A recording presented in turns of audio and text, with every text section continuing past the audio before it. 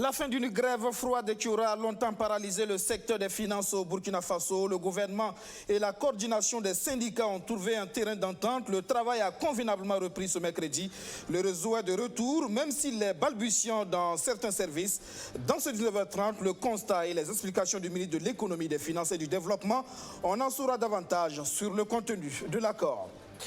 Une question dans ce journal. Le Burkina Faso négocie-t-il avec des groupes terroristes pour avoir du répit dans les attaques? Notre reporter a interpellé le porte-parole du gouvernement ce mercredi à l'issue du conseil des ministres de ce mercredi. Sa réponse, vous l'aurez dans un instant. La lutte contre le terrorisme et cette mobilisation des chefs coutumiers, ils le savent, leur rôle est important, surtout dans la préservation du vivre ensemble. À l'appel de l'association provinciale des Rouga du Ziro, les garants des coutumes se concertent. Voici donc pour le menu de ce 9h30. Bonsoir et bienvenue. Toutes nos excuses pour ce retard dû à un souci technique. C'est donc le bout du tunnel dans la crise qui secoue le ministère de l'Économie, des Finances et du Développement. Un consensus trouvé entre le gouvernement et la coordination des syndicats. Et très vite, le travail a repris convenablement ce matin dans les services du Trésor public, des impôts et à la direction des moyennes entreprises, à la grande satisfaction des usagers. Mais un constat, vous allez le voir dans ce reportage de Roméo Koïta, l'élément central, le réseau informatique n'est pas totalement de retour dans les services. Idriss Aki est au guichet du Trésor public pour une fois de plus tenter de faire son versement après plusieurs tentatives manquées. Lors de ses passages antérieurs, les caissiers lui auraient fait cas d'un dysfonctionnement lié au réseau. Mais dans la matinée de ce 24 avril, les choses vont plutôt mieux pour lui. Aujourd'hui, les choses sont rentrées dans l'ordre. Moi, je suis venu ici plusieurs fois. Vous voyez l'ambiance qu'il y a. Alors, les jours passés, c'était la même ambiance, mais une ambiance qui n'était pas heureuse, mais une ambiance surtout d'agacement. Puisque tout le monde était énervé. Vous pouvez venir vous asseoir 2, 3, 4 heures de temps sans pouvoir faire votre opération et vous repartez. Vous perdez votre temps, vous n'avez pas pu faire ce que vous êtes venu faire. Alors, tout le monde était énervé. Aujourd'hui, vraiment, on est content, on est satisfait. La plupart des guichets fonctionnels sont ouverts. Les agents sont en place. Il y a certes peu d'affluence, mais les opérations des usagers semblent plutôt bien se dérouler. La moitié des gens qui étaient là ce matin sont déjà partis. Moi, j'étais en 14e position. Bon, mais déjà, c'est déjà fini avec moi. Donc aujourd'hui, en tout cas, oui, il n'y a même pas d'affluence. Beaucoup de gens ont été déjà satisfaits et sont rentrés. Faut-il donc voir en cette célérité du service un lien de cause à effet entre le terrain d'entente qui a été trouvé entre le gouvernement et les agents du ministère des Finances? En tout cas, tout porte à le croire. Dans un communiqué publié sur les réseaux sociaux, la direction de la lutte de la coordination des syndicats du ministère de l'Économie et des Finances invitait les travailleurs à reprendre convenablement le travail dès ce mercredi. Mais si au Trésor, le travail se passe bien, ce n'est pas le cas de la direction du Centre des impôts à Gassinc. Ici, les guichets sont aussi ouverts. Les agents sont dans leur bureau, mais les rangs n'avancent pas. Les usagers sont agacés. Je vous assure que ça n'avance pas. Et nous sommes là depuis 8 heures et véritablement, il n'y a que 2 personnes qui ont pu payer. Donc, je ne sais pas réellement ce qui se passe. C'est une question de réseau, dit-on. Mais je ne sais pas si réellement c'est la chose qui existe, mais nous sommes là quand même. D'aucuns disent que c'est le réseau, mais pour ma part, je pense que c'est plus compliqué que cela. C'est l'incompréhension pour ces usagers qui espéraient une fluidité des opérations avec cet accord entre le syndicat des finances et le gouvernement. Mais pour prouver sa bonne foi, un agent qui a requis l'anonymat nous permet à titre exceptionnel de filmer sa machine. La lenteur des services est due à une mauvaise qualité du réseau, estime-t-il. C'est ça comme ça, si elle lance, ça balance. Comme c'est à la caisse, elle ne peut pas prendre le risque de forcer. Si elle clique 2 ou 3 fois pour forcer venir rapidement, le nombre de clics égale le nombre d'encaissements. Donc si elle s'amène, elle va rembourser le soir. Donc elle est obligée d'attendre comme ça pour que ça tourne venir avant de pouvoir passer à autre côté pour que ça traîne un peu. Les agents des impôts indiquent qu'il ne s'agit en aucun cas d'un sabotage. Ils demandent la compréhension des contribuables. Des usagers qui, tout en saluant l'accord qui a été trouvé entre la CSMF et le gouvernement, pense que dorénavant, l'exécutif devrait anticiper sur ce genre de crise pour éviter qu'elle ne paralyse le tissu économique du pays. Quid du contenu de l'accord conclu entre le gouvernement et la coordination des syndicats du ministère de l'économie, des finances et du développement? On en sait un peu plus ce mercredi à l'issue du Conseil des ministres. Des primes de motivation allant de 400 000 à 900 000 francs CFA par trimestre selon les catégories seront versées aux agents des finances. Le Conseil des ministres a adopté un décret dans ce sens. Précision avec le ministre en charge des Finances, Lassana Kabore. Les négociations ont porté sur deux axes. Un, les fonds communs, on n'en parle plus, puisque les fonds communs sont supprimés. Et ça a eu donc beaucoup de discussions qui ont permis que le mouvement syndical, donc les acteurs, puissent accepter donc que le principe du fonds commun est supprimé. La loi parle maintenant de primes de motivation. Le gouvernement, donc conscient, bien sûr, et en application des dispositions de la loi, surtout l'article 94, qui reconnaissait qu'il va avoir des difficultés. Donc, a donné des orientations pour que les négociations se fassent. Et c'est dans ce cadre que nous sommes arrivés à une réduction donc, conséquente et à une maîtrise. Donc, la maîtrise a permis donc, de retenir donc, les 25% déjà que la loi autorise et de faire maintenant des mesures d'accompagnement par palier. Donc, ce qui a permis d'avoir des forfaits globaux par palier. Quand vous prenez le niveau supérieur, c'est-à-dire que le cadre A, B et ainsi de suite, vous avez un montant forfaitaire qui est donné de 900 000. Quand vous prenez les catégories B, vous avez des montants forfaitaires qui sont donnés de 700 000. Quand vous prenez les catégories C, vous avez des montants forfaitaires de 600 000 et les catégories D et E, des montants forfaitaires de 400 000. Sur ces montants qui ont été donnés, il faut préciser que le décret, les mesures d'accompagnement sont de 3 ans. Donc, de 3 ans que le décret précise les mesures d'accompagnement, parce que je ne disais pas que le système bancaire aujourd'hui, vous le savez bien, il y a eu des engagements liés à ces fonds. Et naturellement, le problème que le gouvernement a regardé, c'était le fait qu'il y allait avoir une crise systémique sur un certain nombre d'établissements financiers. Donc, en donnant 900, la banque va faire sur l'ordonnance. Ça a été ça les discussions qui ont permis en tout cas de durer, parce qu'il fallait d'abord que nous bouclons les discussions avec les banques. Donc aujourd'hui, il y a eu donc une réduction de 67 à 68% du montant qui était servi en 2018 et bien sûr qui s'inscrit, comme je l'ai dit, dans le souci non seulement de tenir compte de situations fragiles des banques, mais aussi de tenir compte de la situation que la nouvelle réglementation créait. Puisque vous savez que la prime de motivation est trimestrielle, donc on ne peut pas avoir 900 000 par mois. C'est comme ce que la prime de rente. Donc, elle est trimestrielle. Donc, quand vous prenez, comme je l'ai dit, elle est échelonnée de 900 à 400 000. Donc, ce n'est pas toutes les catégories qui ont les 900. Donc, c'est véritablement donc, de 400 000 jusqu'à 900 000. Voilà qui est bien clair. S'il y a un secteur qui bat de l'aile à cause de cette crise des finances, c'est bien le secteur privé. La reprise convenable du travail aux impôts, au trésor et à la direction des moyennes entreprises apporte donc un bol d'air pour les hommes d'affaires, mais ils ont d'autres difficultés liées à la fiscalité. La Chambre de commerce et d'industrie du Burkina Faso a réuni toutes les parties prenantes ce mercredi. Des précisions avec Alexis Bilem Naba et Abdourazak Traoré. La reprise convenable du travail au ministère des Finances est fortement appréciée positivement dans cette salle comble d'acteurs du secteur privé. Mais ce n'est pas pour autant que la rencontre sera écourtée puisqu'elle a prévu d'avoir à son ordre du jour les difficultés des opérateurs privés. Les sujets sont de tous genres, allant de la douane aux impôts, au trésor. Comme vous le savez, au niveau de la douane, depuis le départ donc, de Cotecna, beaucoup de bruit là-dessus.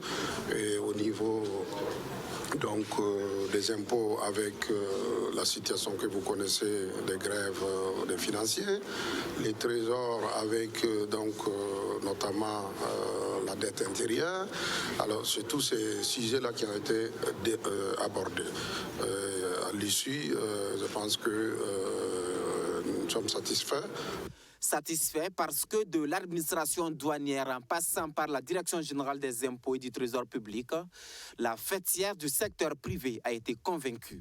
Comme je le disais tout de suite, Vous savez, les opérateurs économiques, il y a bon nombre qui n'aiment pas la transparence. C'est ça aussi la question. Et ces gens-là, bon, ils ne vont pas hésiter à dire ce qu'ils veulent, mais la réalité est tout autre. La réalité est celle que nous connaissons.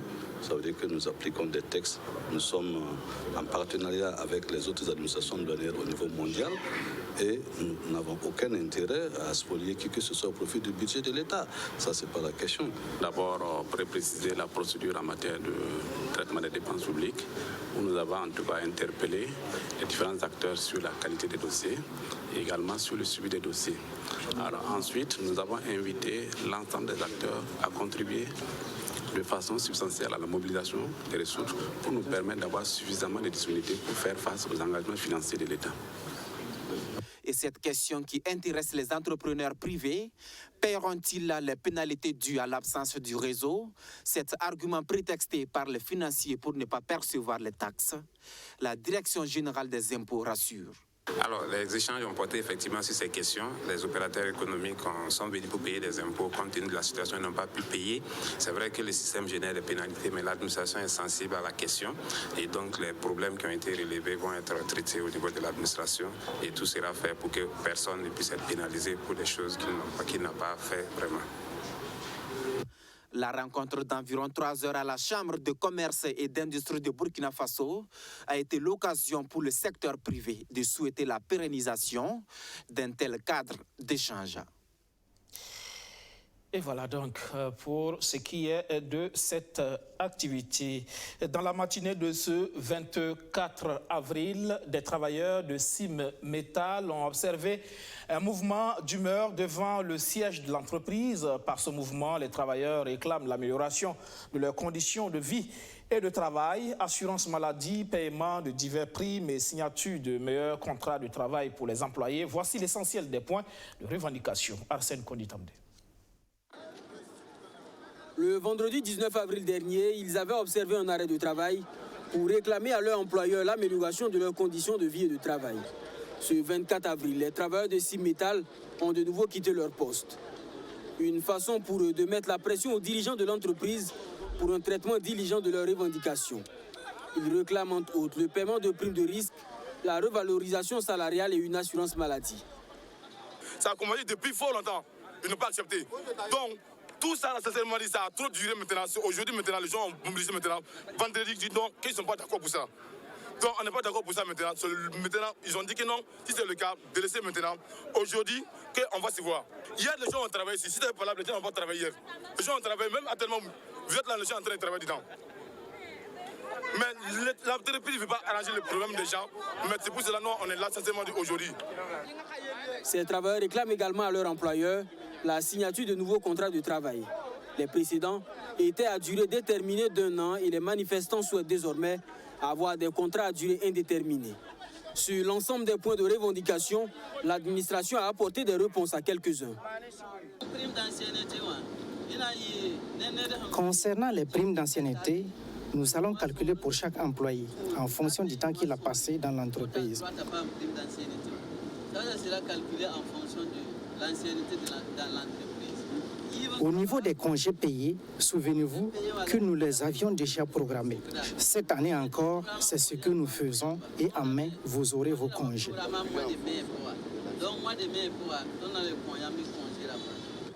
L'administration dit être en réflexion sur certains points comme l'assurance maladie pour les employés. En revanche, elle n'a pas fléchi sur d'autres points comme l'arrêt des prélèvements à la source des primes de rendement en cas d'absence. À l'heure où nous quittions les lieux, les pourparlers étaient toujours en cours entre les délégués du personnel et les premiers responsables de l'administration. La question du jour, c'est notre reporter John William Somda qui l'a posée au porte-parole du gouvernement. Ce mercredi, le Burkina Faso négocie-t-il actuellement avec les groupes terroristes? L'information est révélée par le journal Africa Intelligence. Elle est fausse, répond Rémi Fulgence Dangino. Quand vous suivez les propos du chef de l'État, la question lui a été posée plusieurs fois. Et il a dit que le principe dans lequel il voit la démocratie, ce n'est pas de négocier avec des gens qui vous attaquent. C'est parce que justement il y a eu ces négociations-là que nous sommes dans une situation comme celle-là qu'on les a rompues. Donc je pense qu'il faut vraiment vous sortir de cette idée-là. Le président du Faso n'a jamais eu langue à partir avec qui que ce soit sur cette question-là. Les acteurs qui ont brodé autour de la rencontre qu'il a effectivement eue avec un certain nombre de chefs d'État de la sous-région. C'était dans l'optique de les inviter à la rencontre qui va se tenir à Ouagadougou le 1er mai avec la chancelière allemande Angela Merkel. Regardez et relisez les propos du chef de l'État. S'il y a une chose, c'est qu'il est quand même cohérent dans ce qu'il dit depuis un bout de temps. Le sujet sécuritaire et la menace sur le vivre ensemble, les chefs coutumiers du Burkina Faso s'engagent par la sensibilisation ici de diverses communautés ethniques. Ils se sont donné rendez-vous à Kongoussi sur initiative de l'association provinciale des Rouga du Ziro. Roméo Komekweta était sur place. À l'image de cette statue implantée en plein cœur de la ville de Kongoussi, symbolisant l'unité, les ressortissants de la province du BAM souhaitent une union des fils et filles de la localité pour promouvoir le vivre ensemble. Dans un contexte où la cohésion sociale est de plus en plus mise à rude épreuve au Burkina Faso, l'association provinciale des Rouga du Ziro met à contribution les chefs coutumiers dans la prévention de l'extrémisme violent et des conflits communautaires. La guerre contre le terrorisme n'est qu'une guerre psychique et psychologique. Parce que le terrorisme aujourd'hui, eux, ils mènent une guerre mentale. Parce que c'est mentalement qu'ils cooptent les gens. Donc il faut que nous comprenions cela aussi et que nous menions le même combat pour ramener ces gens-là à la raison. C'est pour cela qu'on s'est dit aujourd'hui, parce que quand vous prenez les références, ce sont les chefs coutumiers, les chefs religieux. Ce sont les plus écoutés. Voilà pourquoi nous nous sommes dit que si on arrive à mobiliser ces gens-là et qu'ensemble nous formions une synergie, on pourra en tout cas lutter contre ce fléau-là. De par leur influence sur les populations, les chefs coutumiers sont considérés comme des acteurs privilégiés pour la lutte contre ce fléau à la racine.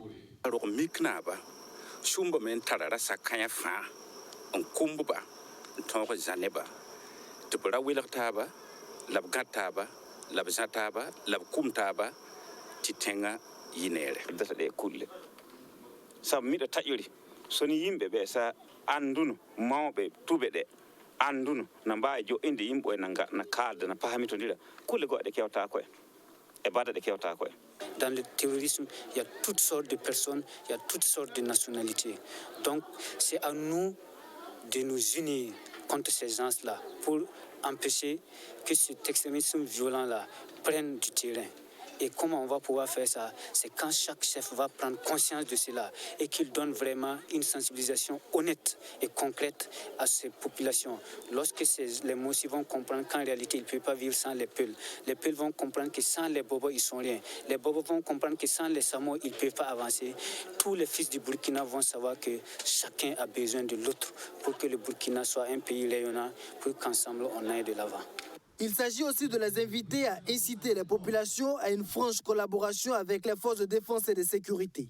Et pour y arriver, il faudra restaurer la confiance entre militaires et civils. Ce cadre de concertation est le premier du genre. Il a réuni à Kongoussi plus d'une centaine de chefs coutumiers de différents groupes ethniques venus de plusieurs localités. L'association provinciale des Rouga du Ziro, structure initiatrice de cette rencontre, promet rééditer l'initiative dans d'autres localités. C'est bon. La dernière ligne droite de la campagne électorale comptant pour les législatives au Bénin, une dernière semaine de campagne sur fond d'inquiétude. L'opposition n'y participe pas. Tous les partis de l'opposition ont été exclus de la course pour manque de quitus fiscal ou de certificat de conformité à la nouvelle charte des partis politiques. Le Bénin se prépare aux élections législatives du 28 avril. Dans les rues de Cotonou, la capitale, les affiches électorales sont visibles partout. Deux listes, celle du bloc républicain et celle de l'Union progressiste parrainée par le président Patrice Talon, sont en compétition. Tous les partis de l'opposition ont été écartés de la course pour manque de quitus fiscal ou de certificat de conformité à la nouvelle charte des partis politiques. C'est dans ce contexte, jugé injuste par beaucoup, que les électeurs béninois vont choisir les 83 députés du futur Parlement. 30 ans de démocratie, c'est important. Et aujourd'hui, maintenant, nous allons balayer tout ça là de revers. À cause de quoi? Des lois que nous-mêmes nous avons votées. Ces lois que nous avons votées, c'est nous-mêmes qui les avons votées. Nous pouvons encore, de la même manière que nous les avons votées, même ces lois autrement, pour qu'il y ait issue. Il y a les campagnes qui se déroulent sur le terrain, on ne sent même pas la fièvre de cette campagne-là. Et vraiment, c'est triste. Pour la première fois depuis le retour au Bénin de l'ère démocratique, l'opposition ne participera pas aux élections législatives. Avant 1991, le Bénin a connu des décennies de régime autoritaire. La transition vers la démocratie a donné lieu à une concurrence politique florissante. Il y a 5 ans, les électeurs pouvaient choisir parmi 20 partis pour les 83 sièges du Parlement. Fin de cette session d'information. Merci de l'avoir suivi. Restez avec nous à 20h15. C'est Rihanna Tawina qui vous retrouve pour le journal en langue nationale Moré. Excellente soirée sur notre chaîne. Bonsoir.